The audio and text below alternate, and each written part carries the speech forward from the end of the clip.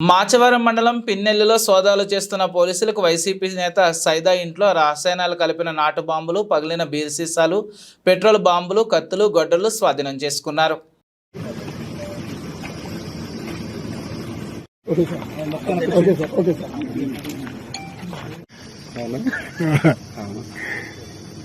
మొత్తం ఎలా కనుక్కోపోతుంది ఎన్న మొత్తం లెక్క 2, 4, 6, 8, 10, 51 అబ్బా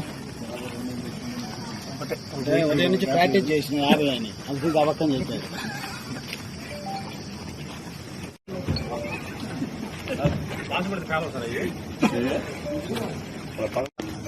ఈరోజు ఉదయం మాచవరం మండలంలోని పిన్నెల్లి గ్రామంలో అక్కడ కొంచెం టెన్స్ పరిస్థితులు ఉన్నాయి, అక్కడ ఏదైనా వెరిఫై చేస్తే బాగుంటుందని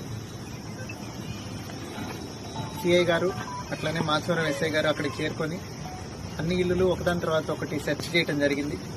అక్కడ చింతపల్లి పెద్ద సైత, చింతపల్లి నన్నే, అల్లాబక్షు, అట్లానే చింతపల్లి